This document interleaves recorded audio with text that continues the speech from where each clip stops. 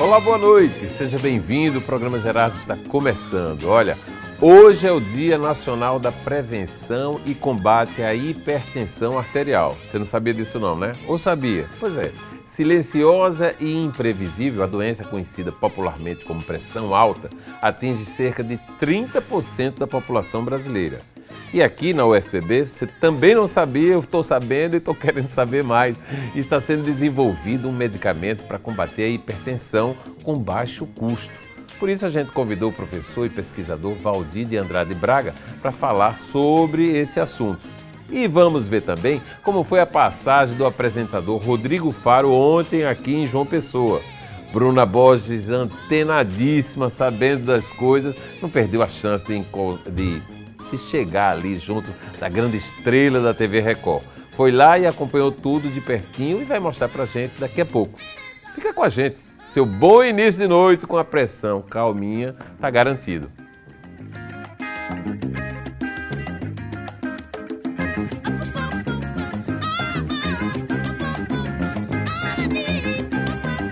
Os artistas plásticos brasileiros Gustavo e Otávio Pandolfo, conhecido como Os Gêmeos, acabam de criar seu primeiro mural em solo italiano. A obra acaba de ser inaugurada nas paredes externas do Centro Cultural sediado em Milão e faz parte de um projeto que mostrará formas inovadoras de arte em espaços públicos. Com raízes na cultura do hip hop e do grafite, Os Gêmeos desenvolvem um trabalho sofisticado, reconhecido pelos seus cenários de cinema e figuras poéticas. Bacana, né? A gente vê brasileiros acontecendo lá fora, é muito bom. Dança, teatro, comunicação e música embalam a semana no Teatro Severino Cabral, em Campina Grande. Nesta quarta-feira, dia 27, acontece o primeiro simpósio de comunicação social com o tema A Visão de um Novo Mundo, trazendo palestras com profissionais de Campina que irão abordar temas como educomunicação, jornalismo e marketing. A entrada é a parte melhor, é franca. Bom, nosso convidado de hoje é o professor e pesquisador Valdir de Andrade Braga. Ele tem pós-doutorado nos Estados Unidos na área de hipertensão arterial e está desenvolvendo um medicamento para combater a doença aqui no laboratório da UFPB, numa parceria com uma universidade da Suécia. Como é que conseguiu A gente tem coisas que acontecem aqui que a gente não tem ideia da dimensão, professor. Boa noite, me fale desse remédio e desse link aí com a Universidade Sueca. Boa noite, Gerardo. Primeiramente, eu quero agradecer a oportunidade de estar aqui, de poder exaltar o nome da nossa Universidade Federal da Paraíba. Não é uma joia preciosa que nós temos no estado, né? É verdade. A gente está vivendo épocas de eleição para reitor e se fala muito mal da universidade, mas nós temos que ressaltar o que a universidade tem de bom, né? E uma das muitas coisas boas da universidade é a sua pesquisa, né? Isso. Em particular, que é fundamental, né, professor, para dar essa força da universidade para o mundo mesmo. Exatamente. Essa nossa pesquisa em especial, e nós temos um laboratório chamado Laboratório de Controle Neural da Circulação e Hipertensão Arterial. Esse laboratório funciona na UFPB já há 8 anos, né? Sim. Nesse laboratório, nós buscamos entender os mecanismos da hipertensão, né? Nós não tratamos hipertensão no laboratório. A gente porque quer o senhor entender não é as médico, né? É bom que a gente deixe aqui, porque às vezes as pessoas estão pensando, um médico está falando. A sua, vamos dizer assim, formação exatamente, qual é? Eu sou médico veterinário, sou doutor em fisiologia pela USP e tenho pós-doutorado em fisiologia na área de hipertensão arterial. Muito bem. Então, eu sou um pesquisador. Né? Um pesquisador. Me fale uma coisa, para o senhor desenvolver a conversa, estava faltando isso aí. Por que essa pesquisa em cima da hipertensão arterial? Queria saber o que é que ele levou, porque esse laboratório parte desse interesse em desenvolver esse trabalho. Bom, a hipertensão arterial, né, e hoje nós estamos comemorando o dia de combate e prevenção à hipertensão, é uma doença que acomete 1 em cada 4 brasileiros, né? Se a gente for parar para pensar em termos de faixas etárias, indivíduos acima de 60 anos, nós temos a estatística de que 1 em cada 2 indivíduos acima de 60 anos é hipertenso. E o que ainda é mais alarmante, se nós olharmos agora as crianças e os adolescentes... Também estão ficando? 5% das crianças e adolescentes hoje já são hipertensas. Então, existe essa necessidade de estudar hipertensão arterial, né? Então, por que não entrar nesse campo? Eu estou bem curioso, viu? Eu sou hipertenso, a minha hipertensão é provocada pela diabetes, quase que todo mundo fica sendo, mas o senhor me falou aí de um assunto que me despertou muito agora, as crianças, esses 5%. E o que é, na sua visão, pelas suas pesquisas, que faz com que as crianças fiquem hipertensas? Porque a gente imagina que a hipertensão também é gerada pelo estresse do dia a dia, da sobrevivência, do trabalho, né, das pressões que o mundo... E a criança quase que sempre estão mais para imune do que propriamente para estar nesse envolvimento dos problemas. O que tem acontecido nos últimos anos é uma mudança cultural de hábitos, né? Hábitos alimentares, hábitos comportamentais das crianças. Antigamente as crianças brincavam na rua. Agora Hoje ela não, passa na máquina, o né? dia inteiro em frente a um computador, em frente a um videogame, trancadas nos apartamentos. Um outro fator é a questão da alimentação. Estão gordas, né? Exatamente. Então, a obesidade infantil hoje no Brasil é uma epidemia.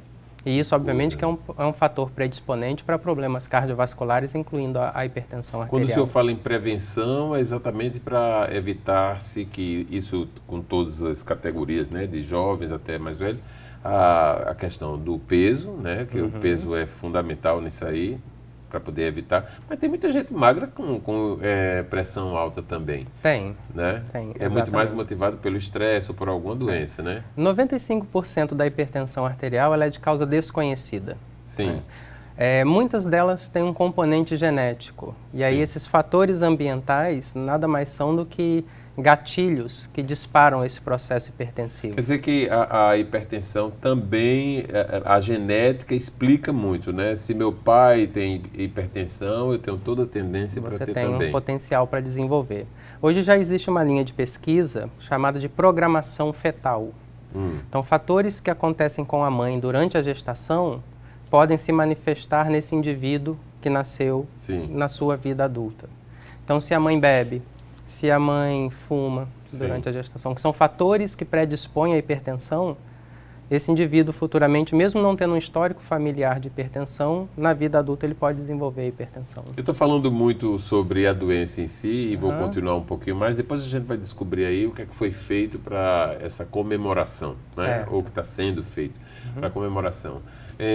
O que é que a gente deve, em tese, basicamente evitar de fazer para poder se preservar e não chegar a essa condição de hipertenso? Isso é um ponto importante.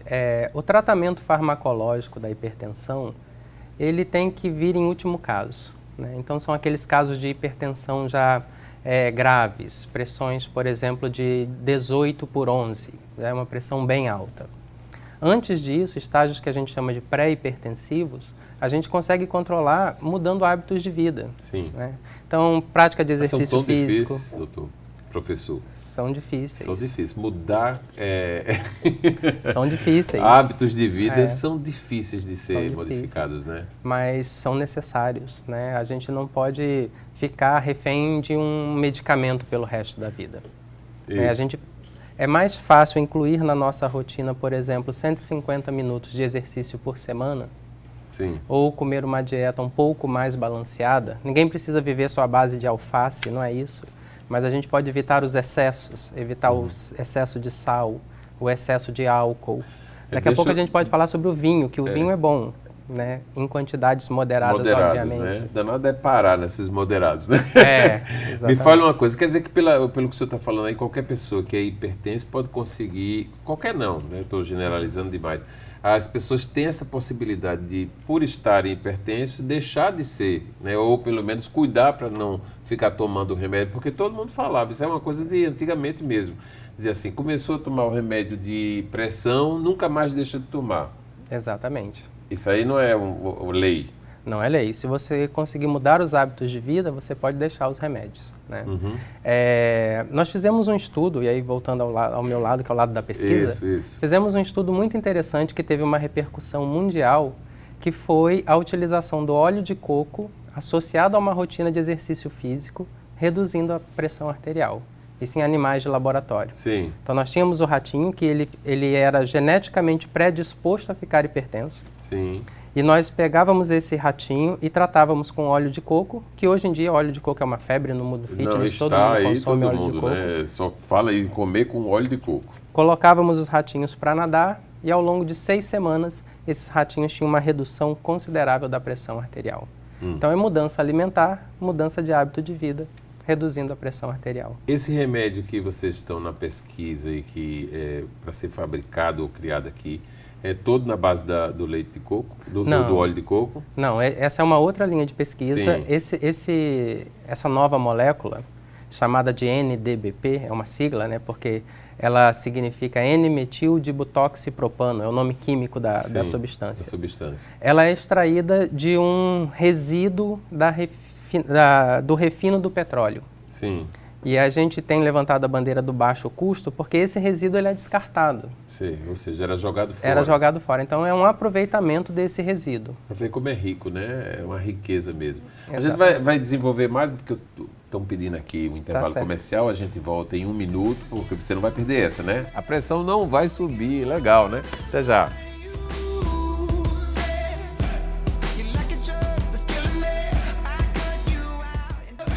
O lançamento da programação do São João de Campina Grande ocorre nesta quinta-feira, dia 28, às 10 da manhã, no Parque do Povo, local que vai abrigar a festa, como acontece todos os anos. O maior São João do mundo, edição de 2016, vai de 3 de junho a 3 de julho, período em que milhares de pessoas visitam Campina Grande, movimentando a cidade e incrementando a economia local. Padre Fábio de Melo, eita, paixão de muitos por aí, Aviões do Forró, outra grande paixão, e ela, né? Só ela, Elba Ramalho, já não são mais certezas na programação e o único nome até agora que permanece é o do paraibano Flávio José, que aliás vai ser homenageado na próxima quinta-feira no auditório da FIEP, numa sessão especial proposta pelo deputado Bruno Cunha Lima para homenagear grandes personagens da cultura local. Flávio José vai receber a medalha Poeta Ronaldo Cunha Lima. Santana, o poeta, vai receber o título de cidadão paraibano. E aí você já imaginou, né? Dois grandes feras da música popular nordestina vão estar juntos, junto com outras grandes personagens que também participam e recebem essas láureas. E aí a festa está absolutamente consolidada. Ainda sobre o São João de Campina Grande, ontem eu conversei com José Sereco Lima. Ele que é o autor, executor e sempre o criador da grande decoração que toma conta de Campina Grande no período junino. Um trabalho belíssimo, ele está todo entusiasmado e eu já pude ver e vou mostrar para vocês aqui em primeiríssima mão, ainda esta semana, detalhes da decoração que ele está montando, que já está bem adiantado, sempre inspirado no colorido junino, né, das cores fortes, mas com guarda-chuvas, velhos guarda-chuvas que estão deixando Campina ainda mais bonita. Aliás, o sítio São João, o espaço que reúne do forró, a história e culinária nordestina, vai ser aberto na véspera do início do maior São João do mundo, ou seja, no dia 2 de junho. O sítio é palco de festas baseadas nas comemorações tidas como o antigo São João, com muito forró pé de serra, comidas típicas e da arquitetura rural através também da religiosidade e da questão econômica. É um espaço belíssimo que já vale ir a Campina Grande. Se você não quer ir para o Parque do Povo para assistir shows, para ver toda aquela movimentação maravilhosa e quer se remeter ao passado para ver como era o São João de antigamente, o sítio São João funciona super bem. Aliás, quem conhece muito bem esse espaço é a Fernandinha Albuquerque aqui da TV Correio. Todo ano faz um monte de programas lá e faz todo mundo que está em casa, que não pode ir a Campina Grande, sentir o gostinho do São João da Serra da Borborema, considerado o melhor do mundo e maior. Bom, vamos voltar a conversar aqui com o professor Valdir Braga, dos quadros da Universidade Federal da Paraíba, que hoje, no Dia Nacional ou Internacional da Hipertensão Arterial, traz aqui boas novidades de pesquisa. Me fale mais desse remédio e eu quero saber também ainda do óleo de coco, que o senhor estava me falando aqui, que despertou a imprensa mundial. Primeiro remédio que está sendo fabricado e ele já está em que estágio? A gente já tem esse remédio à disposição? Não, nós concluímos toda a parte experimental. Isso. Então, nós caracterizamos tudo que se pode saber de mecanismos desse remédio. A partir daí... Foram longos 6 anos. Sim. A partir daí, são longos, e tem que ser longos, né? A gente não pode colocar à disposição da população uma coisa que a gente não conheça como funciona. Outro dia tá a maior polêmica aí com o remédio do câncer, né? Ainda está, né? Ainda está, porque, segundo, não era para estar sendo comercializado, já está, né? Forçou-se uma barra e o produto foi disponibilizado, né? Mas vamos deixar o remédio do câncer para lá e vamos voltar à nossa hipertensão aqui. Então, nós começamos em 2010, nós conseguimos isolar essa molécula, caracterizamos a molécula e fomos testar nos nossos animaizinhos de experimentação. Isso tudo aqui em João Pessoa? Tudo em João Pessoa. Certo. Né? Então, primeiro nós isolamos vasos sanguíneos, colocamos numa preparação in vitro e adicionamos o remédio e vimos que o vaso relaxava. Nós sabemos que uma das causas da hipertensão é a perda da capacidade do vaso de relaxar, do vaso sanguíneo. Se o vaso não relaxa, é como uma mangueira de jardim. Eu vou diminuindo a luz, vou obstruindo e a pressão dentro daquela mangueira vai aumentando. Entendi. E aí, com a capacidade vasorelaxante dessa droga, nós partimos para entender como ela relaxava o vaso. E aí nós já conhecíamos a molécula e ela tinha a capacidade de liberar um gás chamado óxido nítrico. Esse gás foi descoberto em 1998 e revolucionou a medicina cardiovascular. Muitos casos de hipertensão se dão pela perda da capacidade do organismo de produzir esse gás, esse óxido nítrico. E a nossa molécula, em solução, ela libera esse gás em pequenas quantidades. Por isso o vaso relaxa. Então ele é um doador de óxido nítrico. E já existe uma classe toda de fármacos no mercado que são doadores de óxido nítrico. E aí você pode me perguntar, mas qual o diferencial dessa molécula de vocês? Sim, porque para ser essa grande revolução é porque tem alguma grande novidade. Exatamente. Esses doadores de óxido nítrico, chamados nitratos orgânicos, eles são utilizados na clínica médica, mas eles têm um efeito colateral, um efeito indesejável. Que são? O paciente, quando a administração se dá de maneira sucessiva, o paciente para de responder à medicação. Sim. É um efeito chamado efeito de tolerância. Eu já tive isso. Comecei tomando remédio, aí numa determinada ocasião o remédio passou a não ter efeito, eu não sabia e a pressão continuou aumentando. Exatamente. Mas mudou-se.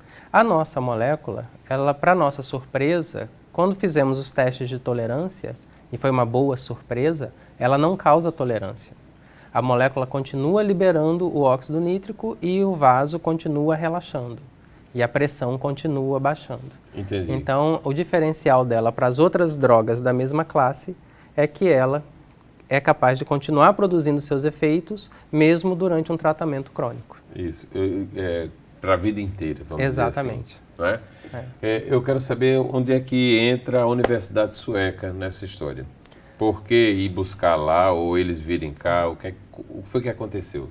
Uma das características do nosso Centro de Biotecnologia, e é uma bandeira que eu levanto na universidade, é a internacionalização. Sim. Né? Hoje em dia, no mundo científico, não se faz nada sozinho. Nós temos que unir potencialidades. A comunicação é enorme, né? A facilidade de se chegar também, né? E a parte boa disso é que os suecos que vêm para cá, os americanos, os britânicos, todos ficam muito bem impressionados com a ciência que a gente faz aqui. Então, eles não estão fazendo nenhum tipo de favor para a gente, é uma troca. Sim. Nós buscamos o que eles têm de tecnologia, eles buscam o que nós temos de tecnologia, de expertise, que é diferente do que eles têm. Então, em 2013, nós escrevemos um projeto que é uma colaboração Brasil-Suécia para o entendimento da hipertensão arterial. Esse projeto ele é financiado pela CAPES. Sim. É um projeto de 4 anos. Então, a gente escreveu em 2013, foi aprovado em 2014, ele vai até 2018. Tem mais 2 anos pela frente. 2 anos. E uma das características desse projeto é o intercâmbio de pesquisadores. Então, uma aluna de doutorado, sob minha orientação, ficou 6 meses na Suécia, fazendo experimentos lá. Sim. Nós recebemos aqui recentemente uma grega que trabalha na Suécia, é da equipe sueca, ficou aqui com a gente também por 2 meses. E assim vai havendo a troca de tecnologias, de conhecimentos, de pessoas, mesmo profissionais. Exatamente. Cada um trazendo aquilo que tem de maior potencial e todos ganham. E todos ganhando. E a ciência evoluindo, né? E aí a equipe sueca nos ajudou a dar um salto na caracterização dos mecanismos dessa nova molécula. Deixa eu entrar até numa questão que pode parecer política, mas não é. A gestão da reitora Margarete, que estará amanhã, vamos dizer assim, em prova, né, em xeque, evoluiu nessa gestão, evoluiu muito, por exemplo, esse tipo de estudo de ciências e de pesquisas? Sem dúvida, sem dúvida. Nós temos tido todo o apoio da instituição, tanto para as pesquisas com a nova molécula, quanto com o óleo de coco. A instituição tem conseguido aumentar sistematicamente o número de bolsas para os nossos alunos. Sim. Isso é importante para você motivar o aluno a se engajar na pesquisa. Claro. A Pró-Reitoria de Pós-Graduação e Pesquisa tem nos ajudado com os nossos novos cursos de pós-graduação. Tem nos ajudado também na aquisição de equipamentos caros, equipamentos de 1 milhão, de 2 milhões. Então, eu falo sem nenhuma preocupação que a universidade nos últimos 4 anos deu um salto no que diz respeito à pesquisa. A pesquisa. E eu fiz questão de fazer essa pergunta, o telespectador pode ficar tranquilo. Não existe nenhuma necessidade, nenhuma intenção de estar promovendo, não. A gente precisa colocar em vitrine sempre aquilo que é de bom, que é realizado.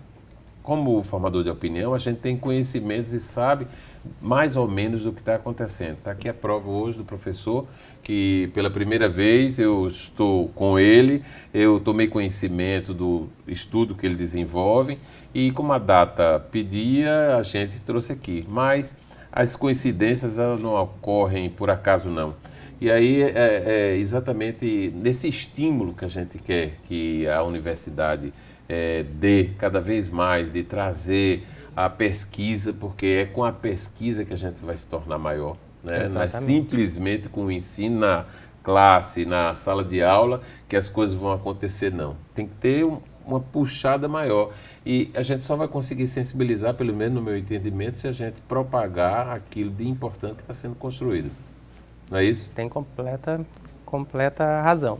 Bom, aí você me fale da história do óleo de coco agora, para a gente só somar um pouquinho aí, porque eu fiquei muito interessado. O que foi que gerou e despertou a imprensa mundial em relação, e como aconteceu com o óleo de coco?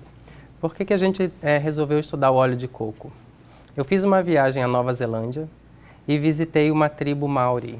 Sim. E a alimentação deles de subsistência é a base no coco. E de maneira muito interessante, eles praticamente não têm caso de doenças cardiovasculares. Que coisa engraçada. Eu vivo pensando na Grécia por conta do azeite, que todo mundo diz que é muito bom, que dá longevidade e tal, né? E aí você agora falou na Austrália, a gente vai ficar se dividindo, né? Sim. E aí retornei ao Brasil e eu tinha uma aluna que estava iniciando o doutorado em biotecnologia. Sim. Ela era educadora física. E isso também é importante, né? A gente unir potencialidades. Isso. Né? Nós juntamos médicos, veterinários, nutricionistas, educadores físicos, né? Para entender a hipertensão. E propus a ela o projeto de associar o exercício físico que ela dominava com o óleo de coco. E você falou do azeite, né? É uma coisa interessante. Uma comparação rápida entre o óleo de coco e o azeite. O azeite, ele é excelente, mas ele não pode ser aquecido. Sim. Quando você aquece, ele perde. Né? O óleo de coco não. Se você aquecer o óleo de coco, ele mantém as características físicas dele. O azeite a gente deve utilizar só natural. A frio. A frio, por exemplo, tá? Vou comer um peixe, aí eu jogo ali da garrafa, mas não vai ao fogo para fazer qualquer coisa e dizer, não, é a base de azeite. Aqueceu, perdeu as propriedades do azeite. Olha só, a gente está aqui conversando sobre um assunto, foi para outro e não deixa de ser interessante. Você está em casa aí, já vai jantar e pensando em fazer um frango à base de azeite. Não faça não, se estiver pensando no lado bom. Só do sabor, tudo bem. Bom, a gente vai ter que ir ao intervalo comercial, mas vamos voltar. Tem muito mais assunto aqui, você não vai perder, né? 1 minuto só.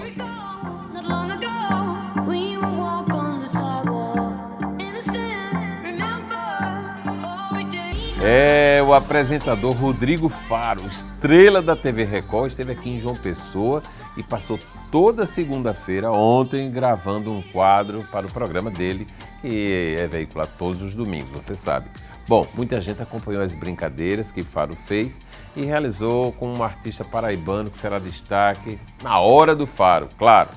Bruna Borges acompanhou tudo isso e parece que acabou sendo sequestrado.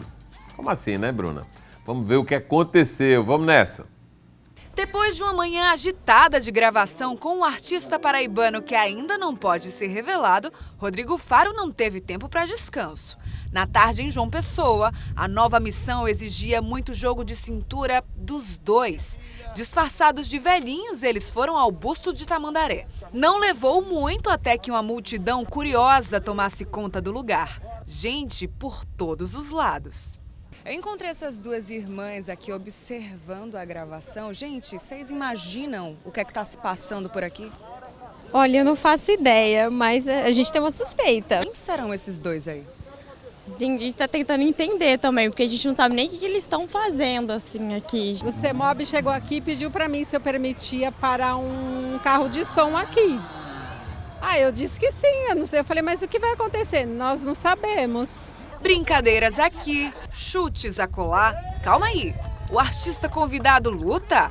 Rodrigo deu algumas dicas e finalmente os dois foram descobertos. Isabela e Larissa acertaram o palpite. E ficaram surpresas com o resultado agora que o disfarce foi descoberto? Com certeza. Assim, nem tanto em relação ao Rodrigo Faro, né? Porque as palavras ali deram muitas dicas de que era ele.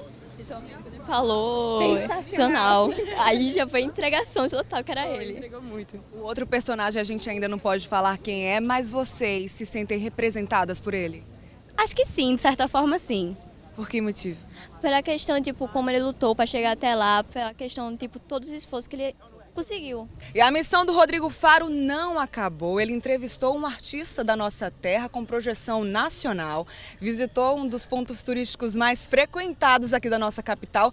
E você, como um bom garimpeiro de histórias, não podia deixar de construir mais um sonho, né, Rodrigo? Com certeza, ainda mais aqui nessa terra que eu adoro, né, cara? João Pessoa, eu tenho um carinho todo especial por esse lugar, né? Aqui foi a cidade que eu escolhi para passar minha lua de mel, então eu tenho um carinho muito grande, né? Desde muito tempo antes, desde quando eu fazia novela ainda, eu já amo essa cidade e agora como apresentador eu tenho a oportunidade de vir para cá sempre buscar histórias incríveis, porque o povo paraibano é maravilhoso, tem muita história para contar e eu vim aqui atrás de mais uma história, atrás de mais uma linda declaração de amor, um pedido de casamento espetacular e que bom que deu tudo certo, né? Foi incrível, né? Esse pedido acontecer nesse ponto turístico, bem aqui na frente, foi lindo demais. O pessoal também acompanhou essa surpresa toda, todo mundo muito feliz, né? Contagiou lá a tua presença. Sim. É sempre assim por onde você passa, né, Rodrigo? Graças a Deus, cara. Por onde a gente passa é essa alegria, é esse carinho e aqui não está sendo diferente.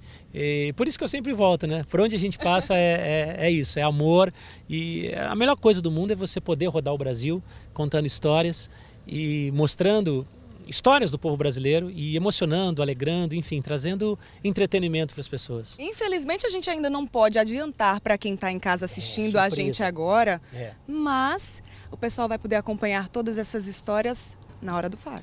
Com certeza, vocês não podem perder, gente, o Hora do Faro aqui direto de João Pessoa, com mais uma história linda. Eu só posso falar uma coisa, vai ser um pedido de casamento na frente da praia, num trio elétrico, para parar o trânsito. Literalmente a gente parou o trânsito aqui em João Pessoa e vai ser lindo, você vai ver tudo isso no Hora do Faro. Falando em trânsito, eu vou me despedindo de vocês aqui, ó, junto com o Rodrigo. Eu nem sei para onde ele está me levando, mas... É verdade, essa é a primeira matéria que eu vejo na televisão brasileira, que a repórter foi sequestrada pelo apresentador, ela não tem ideia para onde ela está indo, mas uma boa repórter atrás da notícia, né, para pegar uma boa notícia, vale qualquer coisa, né? Inclusive ir para onde ela não sabe. Pois não sei para onde eu tô indo. O que importa é que a gente conversou com ele para deixar aí a melhor informação para você. Obrigado. Valeu, gente. Ó, tô levando, tá? Tô levando para colocar lá em casa, ó. Tá bom? Beijo! O Rodrigo Faro já se despediu da capital paraibana, mas você vai conferir toda essa história em breve na tela da Record.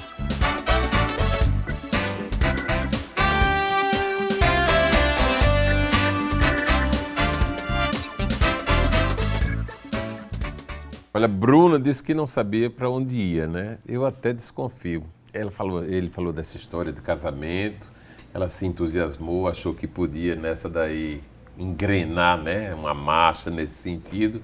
E talvez seja por isso que ela topou dar esse passeiozinho com o Rodrigo Faro. É ou não é? Bruninha, está assistindo, né? Não perdi essa oportunidade de fazer essa confusãozinha com você. Bom, a gente vai voltar a conversar com o Dr. Valdir Braga, que traz aqui boas notícias, que vai sair da Paraíba, se Deus quiser, em tempo breve, um remédio mais barato e que vai solucionar o problema de quem tem a hipertensão arterial, ou seja, pressão alta. Está matando muito as pessoas a pressão arterial ainda aqui na Paraíba? Com certeza.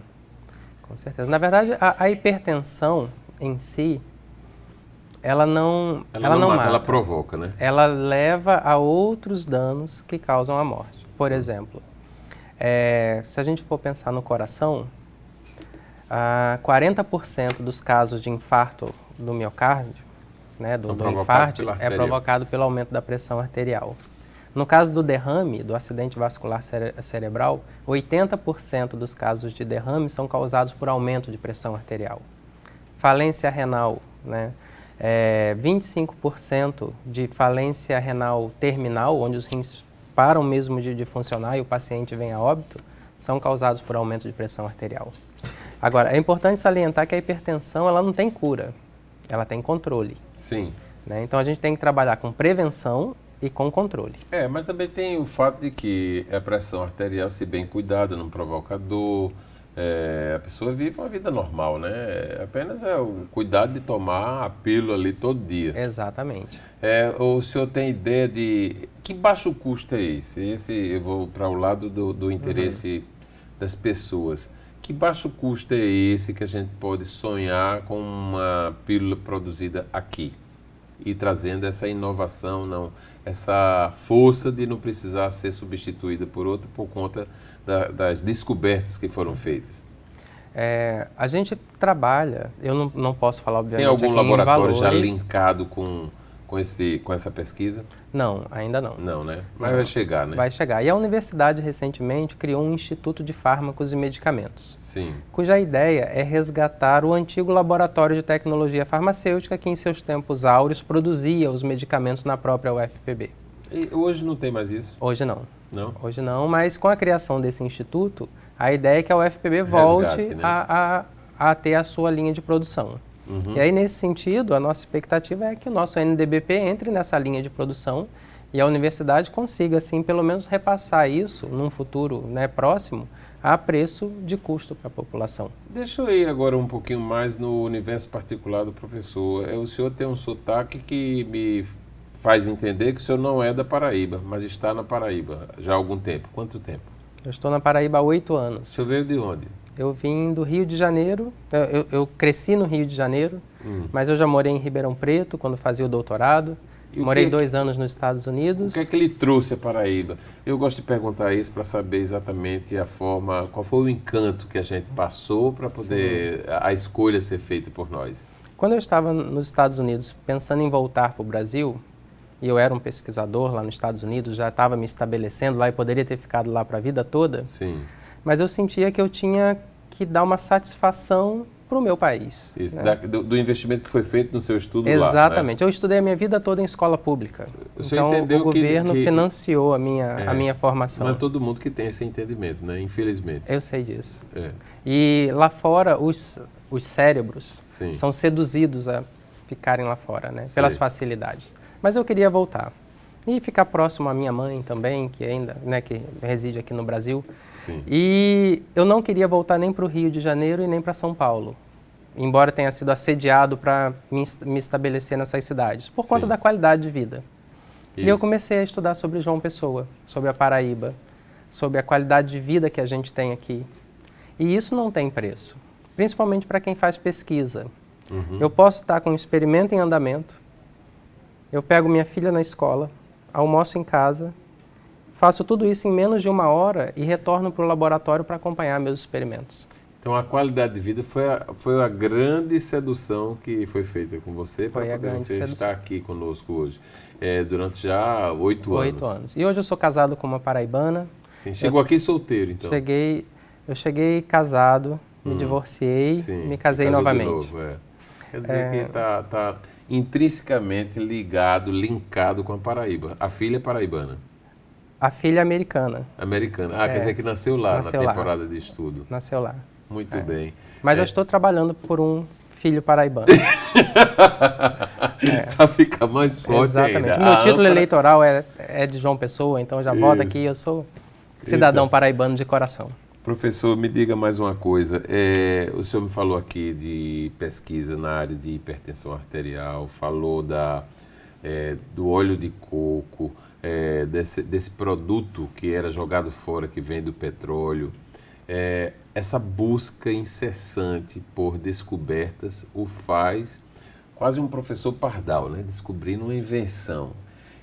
O que é que... eu sei que esse processo de descobrir e pesquisar se dedica muito tempo a um só assunto.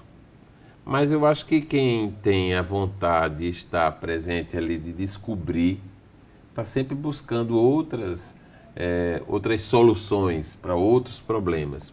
Qual é o outro problema que o senhor está linkado hoje? Ou não está linkado, está só na pressão? Não, eu gosto de me envolver com várias coisas diferentes, né? O que é que a gente pode esperar num futuro assim próximo, né? E de novas descobertas? Estou querendo abrir o leque. Certo. E eu vou falar em nome do centro que hoje eu tenho a honra de dirigir, o Centro de Biotecnologia, e que de alguma maneira eu me envolvo com as pesquisas também. Isso. Nós estamos trabalhando com o desenvolvimento de um bioinseticida à base do suco de sisal para o combate da larva do mosquito Aedes aegypti, que hoje é um problema nacional. Nacional, né? E problema seríssimo, né? Seríssimo. Que vai bater na chikungunya, também vai na outra lá que eu não gosto nem de dizer, que é a Zika. Essa descoberta aí vai por essa linha. E já existe uma comprovação e um uso desse produto, que esse chá, é um chá? Não. É um extrato. Um extrato. Esse trabalho ele é feito em parceria com a Embrapa de Campina Grande. Sim. Né? E já temos 2 artigos publicados, já temos a patente dessa formulação e a gente já está negociando com a BASF. BASF, que é um laboratório, né? É uma empresa. Uma empresa, aliás. BASF. BASF, exatamente. Sei. E ela tem interesse de financiar e produzir esse extrato de sisal em larga escala. Aí esse extrato ele é colocado na água, tipo o que já se pratica com outros produtos aí, para poder acabar, eliminar a exatamente. E ele é totalmente natural, né? Diferente Me diga dos uma produtos coisa, aí eu quero saber bem do seu sentimento em relação a essas descobertas. O que é que um professor, pesquisador, um cientista sente na hora que descobre um feito como esse? Eu costumo brincar que um dia estranho é o dia que as coisas dão certo na vida de um cientista. Sim. Né? Porque só quem vive a ciência, o dia a dia, sabe das decepções que a gente tem. O experimento não dá certo, o equipamento quebrou e etc. Mas são esses momentos que a gente costuma chamar de champagne moment, o momento do champanhe, que faz a vida ser divertida, né? Que nos motiva a fazer ciência.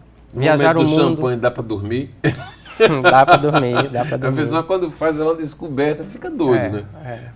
Deve entrar num processo de comemoração e eu conversei outro dia com uma pessoa, eles assim, olha, é uma bobagem às vezes, é tão pequenininho, mas é a soma do pequenininho daqui com o dali, aí quando você vê tem um feito muito grande. Exatamente. E a coisa, Gerardo, fica muito mais fácil quando a gente tem um apoio institucional. Acho que isso tem que ser sempre ressaltado, né? Porque no meu caso, por exemplo, eu cheguei dos Estados Unidos e me instalei na Universidade Federal da Paraíba. O meu orientador de doutorado da USP de Ribeirão Preto falou assim, Valdir foi para Paraíba fazer ciências, ele acabou para pesquisa. Sim. Eu falei, não, eu tenho que modificar o local onde eu estou. Eu tenho que dar a minha contribuição. Fica maior, né? Exatamente. Mas a glória também é maior. Sim. E quando a gente tem um apoio institucional, que é o apoio que a gente tem recebido desse reitorado, a coisa fica mais fácil da gente trabalhar. É porque há esse entendimento real de que precisa se estimular a pesquisa. E nós temos pesquisadores à frente da nossa instituição. Né? A própria professora Margarete, ela lidera um grupo de pesquisa que trabalha com a milona, uma planta utilizada para o tratamento da asma, por exemplo. Sim. Né? O professor Isaac Medeiros, que é o nosso pró-reitor de pós-graduação em pesquisa, é um parceiro da área de cardiovascular. Eu faço a fisiologia, ele faz a farmacologia. Então é importante a gente ter pessoas à frente da nossa instituição com esse tipo de pensamento. Porque como você bem disse, o ensino é importante.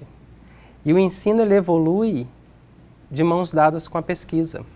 Se nós temos bons pesquisadores, nós vamos ter bons professores, nós vamos ter alunos bem formados. Muito bem.